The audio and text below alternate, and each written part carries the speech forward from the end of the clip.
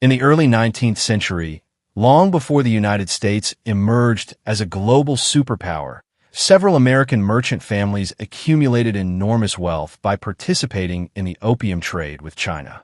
At the time, China controlled the world's most valuable goods: tea, silk, porcelain, and Western nations struggled to find commodities the Qing Empire would accept in exchange.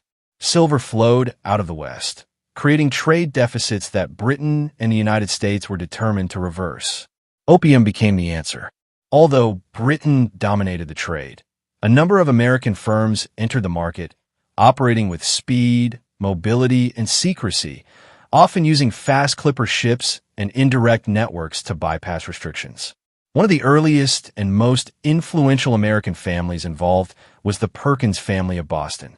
Through their firm, Perkins and Company, and later via Russell and Company, they became major intermediaries in the movement of Turkish and Indian opium into Chinese coastal markets.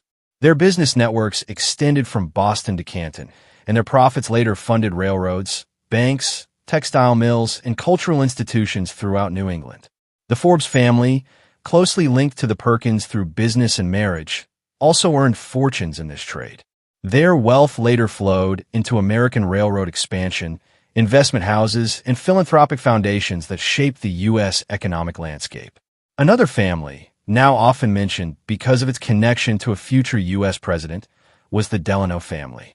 Warren Delano, too, served as chief of operations for Russell and Company in China and built significant wealth through the opium trade. That wealth eventually entered the Roosevelt family line, becoming part of the financial foundation from which Franklin Delano Roosevelt would rise. These families did not frame their actions as immoral at the time. Instead, they viewed opium as a commodity within a competitive global market. In their correspondence, they argued that if they did not participate, British firms would. Yet these transactions helped fuel addiction, social instability, and the weakening of China's economic sovereignty during a critical historical period. Their operations were facilitated not only by business skill, but by geopolitical conditions. Western companies used treaty ports, extraterritorial privileges, and naval protection to maintain access to Chinese markets. With the Qing government attempting to suppress opium, American merchants adopted flexible, semi-legal methods, operating through intermediaries, conducting transfers offshore, and relying on fast vessels that could evade Chinese enforcement. Their success contributed to the broader pattern of Western economic pressure on China, culminating in conflicts such as the Opium Wars. Although the United States officially remained neutral, American merchants continued to profit in the margins created by British aggression. The fortunes built through the opium trade did not remain isolated within merchant houses. They became the seed capital for industrialization in the northeastern United States. Many of the mills, insurance companies, and investment firms that shaped American capitalism had financial links to opium profits. The opium-funded networks of Perkins, Forbes, and other New England elites helped create modern institutions, including banks, manufacturing companies, and even universities. These families entered politics, philanthropy, and national economic planning, gradually transforming their controversial origins into legitimate influence within American society.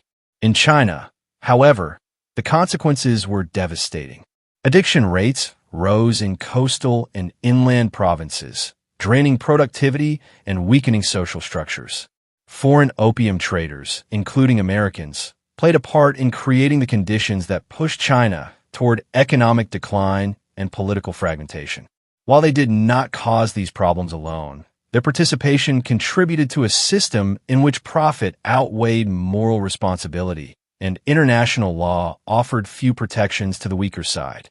By the late 19th century, many American traders had already exited the opium market, pivoting to railroads, mining, and finance. Their descendants became senators, governors, diplomats, investors, and industrial magnates. The uncomfortable truth is that part of America's early elite wealth came from exploiting a geopolitical imbalance and participating in a trade that inflicted heavy damage on a distant nation. It is a legacy that rarely appears in mainstream narratives of American economic rise, yet shaped both American fortunes and Chinese suffering. Understanding this chapter of history does not reduce the United States to a single moral judgment, nor does it erase the broader global forces at play. But it reveals how early global capitalism worked. Powerful families accumulated wealth through risky, often destructive ventures abroad, then converted those profits into institutions that would influence national development for generations. The story of American participation in the opium trade is not just a footnote. It is a lens into how wealth, power, and moral ambiguity intertwined to shape the world we live in today.